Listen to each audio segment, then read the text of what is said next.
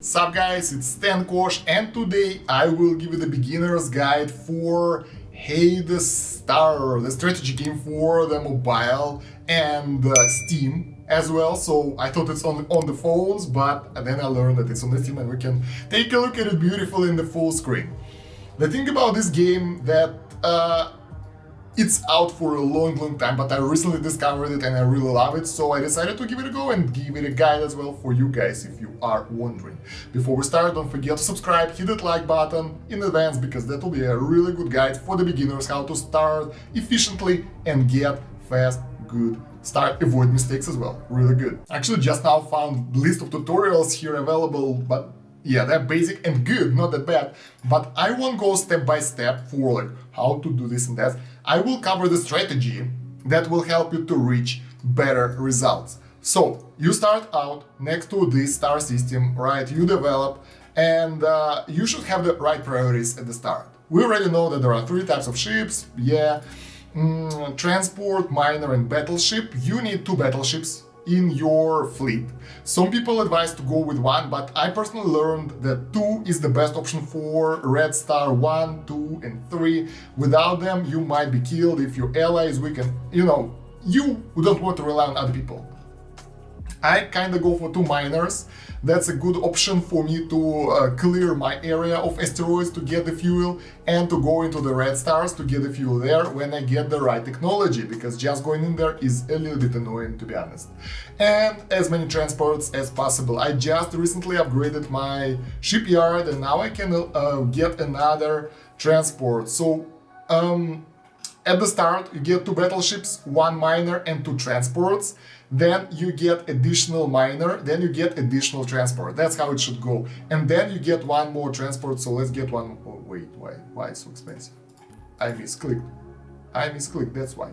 Yeah, you get additional transport and there you go, you have a good fleet. So the best and the most efficient way to play this game is to join the Corporation Guild team. I forgot how those things are called here. Corporation, yes. The Corporation Guild is usually can help you out because there are a lot of older players that will allow you to get really high quality artifacts here in the research station.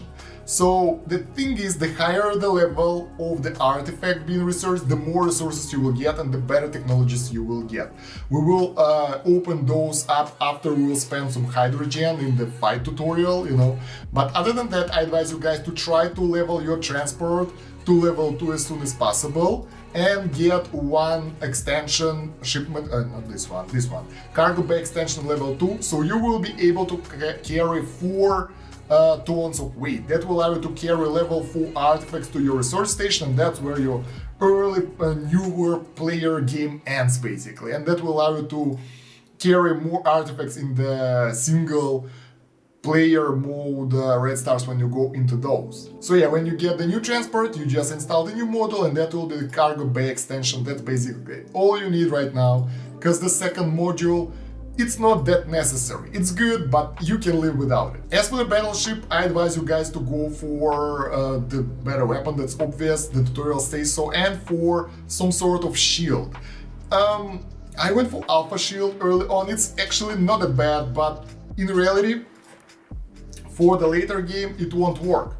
You would like to, wow, that's really cool. You would like to focus on either the Delta Shield, because that's way better shield, it's not that expensive. 150 activation cost won't be that high when you reach the actual Delta Shield. Or go for Passive Shield because it doesn't require consumption on use, but it takes hydrogen on the ship movement, so it will be more expensive to move it. So Delta Shield will be more energy expensive if you want to go for weaker stars.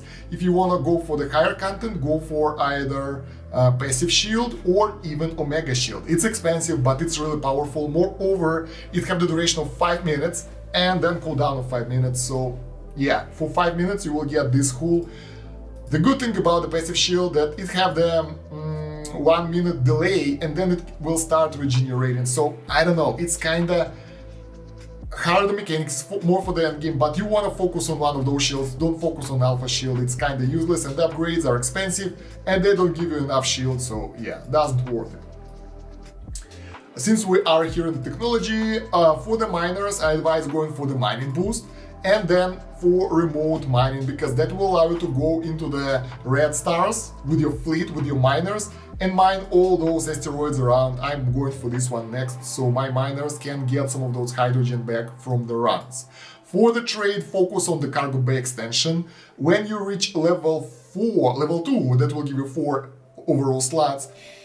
I advise you guys to stop it. Don't go for level 3, because that will increase the cost of moving your transport, but that won't give you any good, because your transport will have 5 cargo capacity, but artifacts weight 4. Level 3 and level 4 artifacts weight 4, level 2 artifacts weight 2, so that doesn't fit. You get 1 additional slot, which is only useful for the trade inside your system.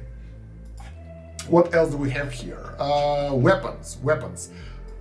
Overall, most people advise lasers, but I've heard that in the next patch the lasers will be nerfed. Probably they are by the time you watch this video, so you can go either for battery or the laser, and I advise to put either dual lasers or mass battery on one of your ships, so when we will cover that in the battle tutorial later, when you will get to the fighting area, you can go through, I can show it to you right here. When you get to the battle, you can get the aggro of Cerberus and focus on him, but since the weapons will shoot in the different areas as well, you can also hit the Cerberus sentinels that are usually the guys who are destroying your ships. So yeah, it won't be a problem for you, and you can go from, not really good angles on the attack.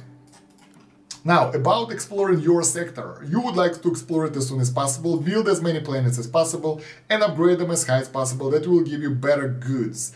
As for the income, right now, I think it's kinda even for me when the planets are level 8. Income from the trade and income from the red star 2, or 2, I can't beat 3 yet. So it's a good income, but only when you upgrade the planets. If your planets are level 1, level 2, like low level planets, that won't give you any good income, so you can just abandon it. Moreover, with the better transports, so you would like to get a transport, at least one of your transports with this shipment computer, so you can trade not just moving things around, but you can do the waypoint trade. You can send the ship somewhere, then put the waypoints around. Do we have a hotkey? We have the hotkey. Oh my god, that's really cool. You can get the waypoints all around, and it will automatically move goods between the planets, which is really nice. Now about the trading. I would advise you guys early on, before this computer, to take a look at the planets and get a transport fully loaded to one planet that is far away. Like for example, from this planet we can get the goods to Rove planet, this one over here, and one shipment will be 230 plus 150, that's 380 and 120 for 500 credits for one run from here to here. Then from here, we're storing artifacts here. That's another tip for you guys. When you get far enough and your alliance is helping you out, you can get a diplomacy station. You should do it as soon as possible. Connect to your allies, talk to them beforehand, and they will gift you the artifacts. You can carry them out of the diplomatic station and store them on your planet. And you can exceed the capacity of the planet. So the capacity of this planet is 10, but you can store 14 artifacts, and I think it's up to 20, up to double the capacity, and use them after that in your research station, so you won't have to ask for them all the time. Depending on how generous your corporation is, you might want to just disassemble those for resources. But in reality, researching is better, because that will give you more. Okay, let's open one of those. That will give you way more stuff, so you will get XP. You will get 2.2k credits for the research, 400 hydrogen and technologies, and if you just dismantle the artifact, you will get 1.2, so it's double the amount of salvage in terms of credits and triple in terms of hydrogen. So it's a good thing to do. So yeah, trading is good, but if you're active player, you won't be able to trade the whole day because you will run out of goods on your planets, and you will have to go to the stars and fight the enemies. So you will have to go to the red stars, to other stars to fight, to farm resources if you're active player. If you are, not that active, you are idle gamer, you might wanna play only trade, but you will still have to go fight anyway.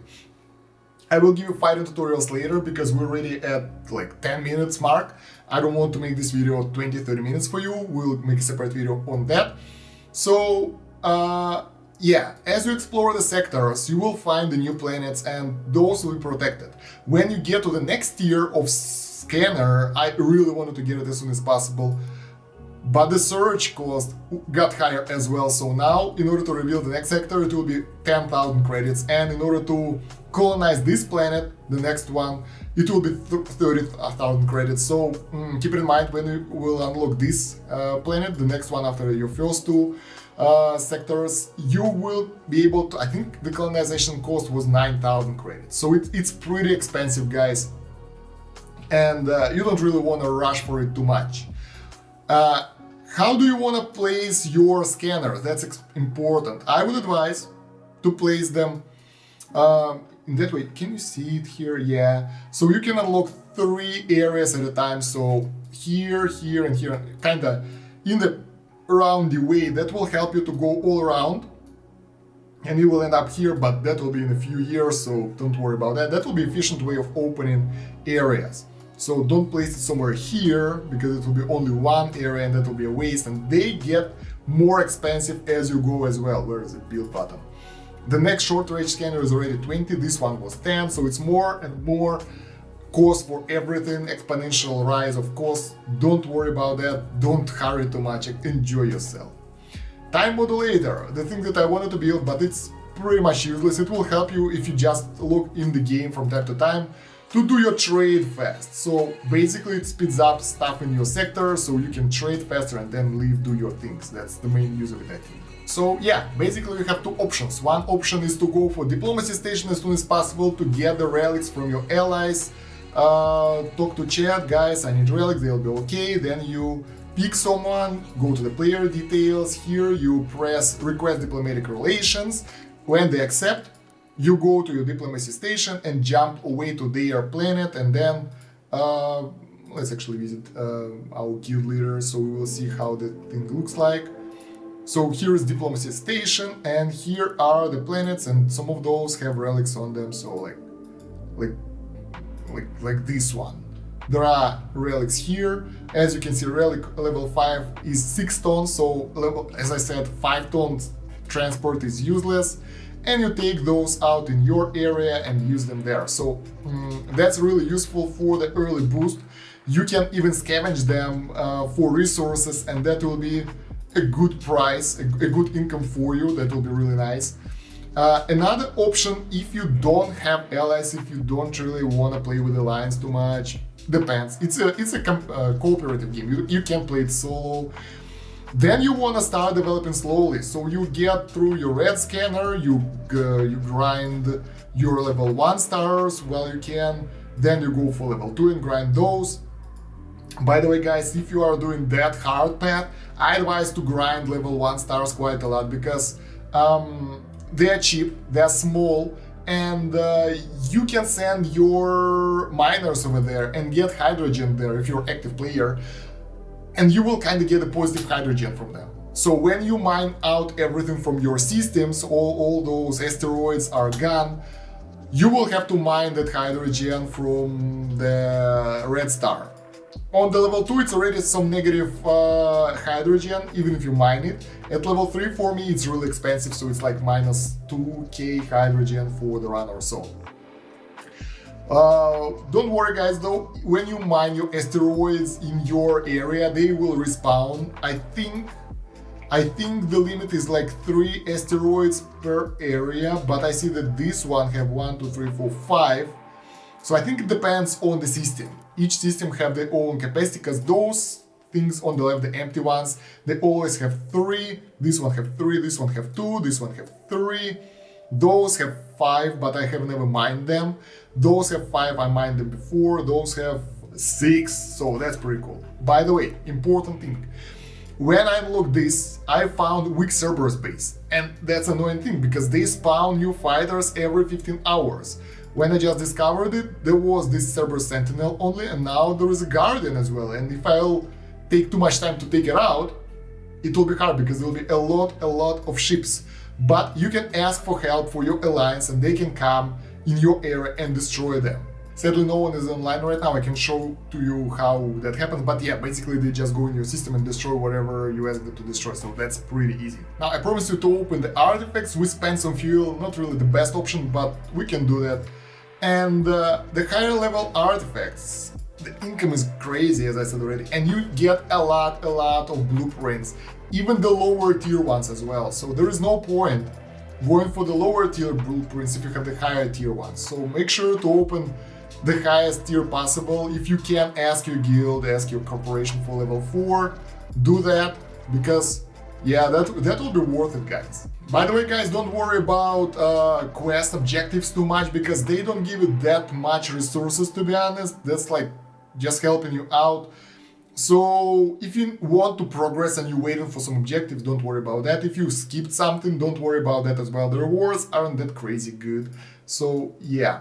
The only thing that you want to worry about, that you want to go to the red scanner, to your highest tier star available, and get that rich asteroid every day. You can see the time when it will be available here when you check the red asteroid scanner now. So you will get 10,000 per day, don't miss that. That's a really nice amount of money for the fast delivery. And yeah, the last advice, if you want to play this game, you want to aim for long-term gameplay, because as you progress, as I said, everything gets more expensive and longer. So the revealing of new sector takes 8 hours now, upgrades taking way longer, everything is getting slower and more expensive. So over maybe a month of the gameplay, stuff will be really slow. The good thing that you can be rated here, as in other strategy games on the phones that are really horrible, so your credits, your hydrogen, your goods are safe. Moreover, you can get crystals quite easily by trade, so premium currency can be obtained. And this is not pay to win game. You will get credits, you will get stuff faster, but there is nothing pay to winish about it. That's just about your involvement, your time involvement in it. So yeah, guys, I think that's about it for this video. The next video about this game will be the combat guide that will be out really soon. And yeah, don't forget to check the video description and the pinned comment for the links. Subscribe to the channel, hit that like button, and write what do you think about this game, about this guide in the comments if you played this game. And if you have additional tips, write them there as well for the players to see. So basically, if you follow the hints I gave you in this video, your progression will be smooth and effective. I really advise you to go with the corporation, because solo you can get random guys in the red stars that can't beat the enemy, that are just abandoning it. So, you know, it's not really a fun way to play it, but together with friends it's always nice. And yeah, that's about it for now. Thank you for watching. Stan Kosh out. Have a good one. Bye.